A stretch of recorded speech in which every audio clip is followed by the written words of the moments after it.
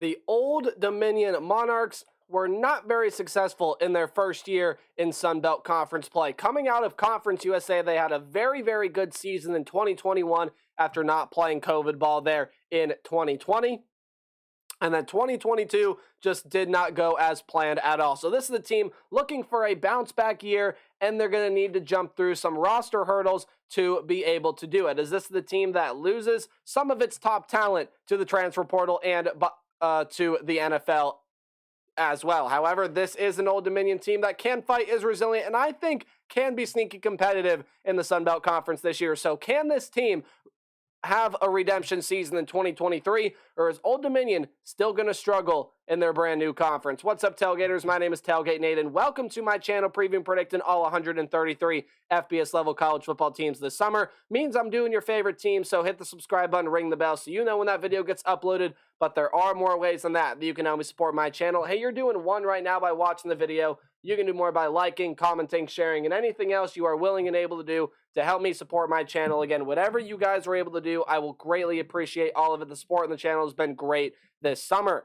Let's talk about Old Dominion football here in 2023. But how do we do things around here? Well, we're going to go through a roster overview and look at who the team lost, who's coming back, and who's coming in through the transfer portal and recruiting class, as well as taking a look at the 2023 Old Dominion Monarch football schedule, and we'll give it a game-by-game preview and prediction. So here is your roster overview for the Old Dominion Monarchs. Let's start with the quarterback position. Hayden Wolf, who was the starter for last season, pretty solid option at the quarterback position. Well, he is going to be gone off this team. 2,908 yards, 18 touchdowns to only 6 interceptions on 56% completion percentage. Did throw an average of 7.1 yards per pass. Again, a pretty solid starter, but he is going to be gone off of this team. Jack Shields is going to be coming back to this team. He did not throw a pass last year, as you have a couple backups that are going to be leaving this team, but a transfer comes over in Grant Wilson. He figures to be that starting quarterback entering 2023. A pretty solid player there. It remains to be seen, at least in my opinion, on whether or not he's going to be a true upgrade for Hayden Wolf or not. So just figures out, just kind of determines what happens on the field for Grant Wilson this year. But according to ourlads.com, the site I use for depth charts and everything like that, Grant Wilson is your starter for 2023. In the running back room, well, another key contributor is going to be gone. Blake Watson, the only guy over 125 yards for this team last season. Notice I said over. We'll talk about that in a little bit. But Blake Watson on 159 carries, had 921 yards and 5 touchdowns, averaged just about 6 yards per carry. If you want to be more specific, around 5.8 yards per carry. Now, Keyshawn Wicks, only other guy over 100 yards for this team last year, 125 of them, and a touchdown. He's coming back, as well as Obi Sani and Tariq Sims. Both of them had around 20 carries for the team last season, but you do get a transfer coming into this program. Kadarius Callaway, he figures to be your main option at the running back position this season. If not, it will be Keyshawn Wicks that'll be highlighting the running back room this year. Now, the wide receiver room also loses a key contributor, a very, very good wide receiver in olay Jennings. 959 yards and 9 touchdowns for him last year, as well as a depth piece guy in Peter Kikwada, who's off to a Sun Belt and divisional foe there in Georgia State. However, there is some good talent coming back to this wide receiver room, as Javon Harvey had 558 yards and 4 touchdowns last year. He comes back. Jordan Bly is back as well, 225 yards. Sadly, no touchdowns for him, and sadly, no touchdowns for Amarian Granger either. But nonetheless, he comes back at 174 yards. And by the way, Blake Watson was the team's 3rd leading receiver last year as well. So again, some pretty key contributors on offense, and Watson and Jennings are being gone. Also, when you take a look at the tight end room, Zach Kuntz is going to be gone. 144 yards, a couple touchdowns for him last year. He was your 2nd leading receiver among tight ends. The leader, Isaiah Spencer, who does come back to this team, had 172 yards and a touchdown on 18 catches last season. The offensive line gets a little bit of an overhaul, as well as a couple really good offensive linemen. Nick Saldiveri and Kadere Kunta are off to Saldiveri, the NFL, and Kunta off to UCLA. Xavier Black, Leroy Thomas, and Santana Saunders are all going to be coming back. And then Chris Chernak is a transfer coming over from Grambling State. And he figures to get some good playing time on this on this offensive line, I should say, for the Old Dominion Monarchs. All right, taking a look at the defense now. Let's start out with the defensive line, as we usually do. Marcus Haynes, boy, is that a big part to what this team did on the defensive line. 47 tackles, 4 sacks for him last year, tied for second on the team. That's a huge loss, as well as Davion Harris, Chaz Wallace, and Alonzo Ford. All of those guys are going to be leaving this defensive line, and all of them had pretty big parts to play on this defensive line. However, there is a lot of nice pieces and a lot of depth coming back, as Devin Brant Epps, Denzel Lowry led the team in sacks with 4.5 last season. Amari Morrison and Chris Trinidad, among many other returners, come back. And then Jaleel Taylor is a transfer that comes into this program from North Carolina. Figures to get some good minutes in there as a defensive lineman for the Monarchs. When you take a look at the linebacking room, well, Ryan Henry and Steven Williams are going to be gone. Ryan Henry had 53 tackles, 4 sacks last season.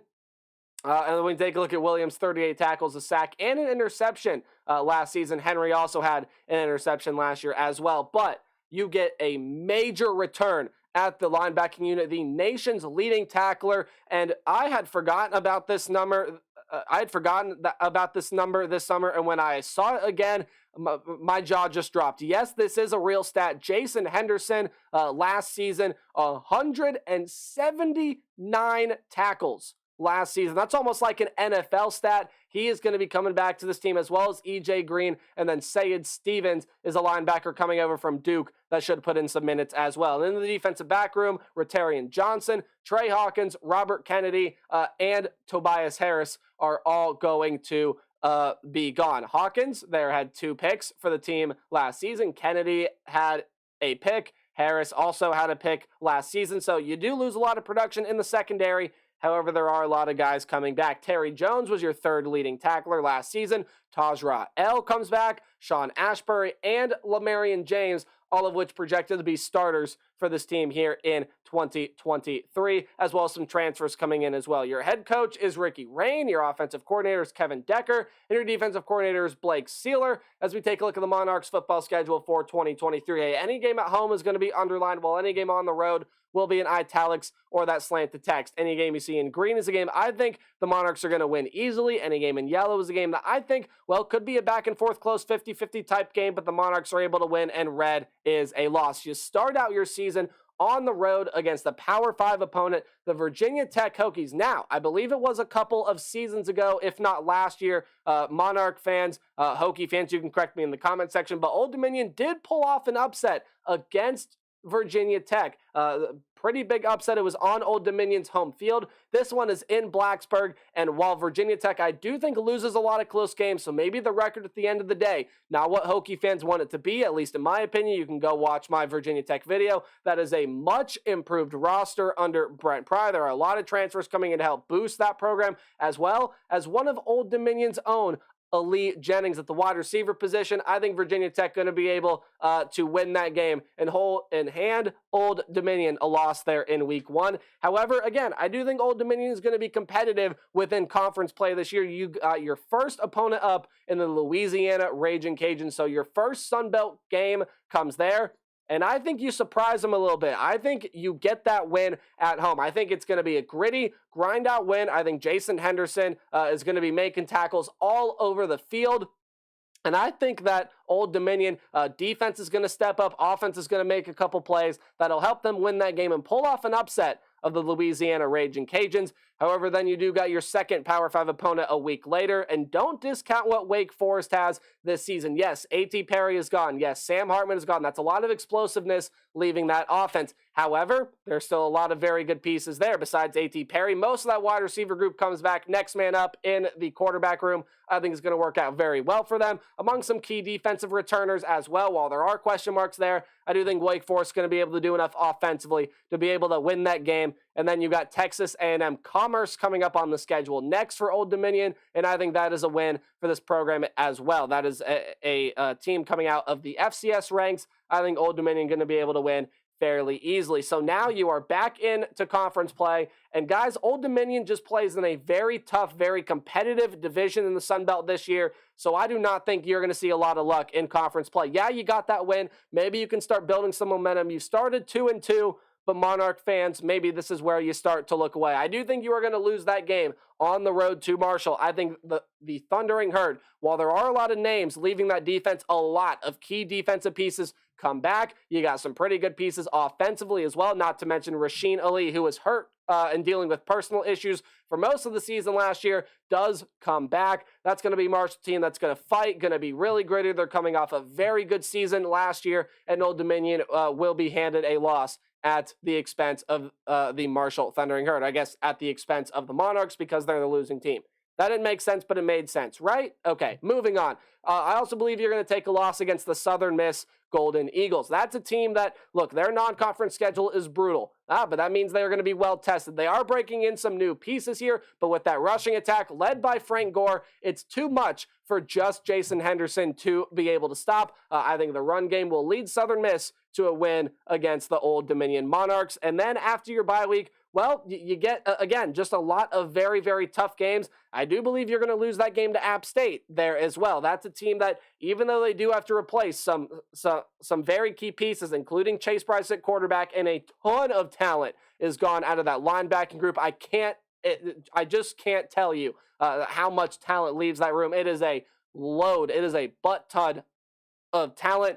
App State is still going to be a very competitive team this season. You got a very experienced group of wide receivers, even though Cameron Peoples is gone. Nate Noel, who's the leading rusher from last season, comes back at the running back position. So quarterback position, if they can fill in, which it should be worked at by now, you fill the holes on that defense. App State's going to be pretty good this year. I think they'll beat Old Dominion. And then on the road against James Madison, man, were the Dukes a surprise last season coming out of the ranks of the FCS? A lot of people maybe thought, yeah, they're going to get their fair share of wins, but I do think they're going to struggle, and all of that talk last year, yeah, that is completely by the wayside. And even though this team cannot play for a Sun Belt Conference title or even a bowl game in 2024, that's not going to stop this team from being one of the best in the Sun Belt Conference this season, and I think they are going to be that. I think Old Dominion not going to have much luck on the road, and then you got to come back home and play in what my opinion is going to be the divisional favorite here with the Coastal Carolina Chanticleers. Yes, new management is in. Tim Beck is in after Jamie Chadwell left for the Liberty Flames, a team that Old Dominion also sees on their schedule. We'll get to that one next. As you see, it is up next on their schedule after all, but Grayson McCall is still there, and that is a team that's got one of the best skill core groupings, including running backs, wide receivers, and tight ends in the entire nation. Defense doesn't have the star power it used to, but there are still a lot of very good players.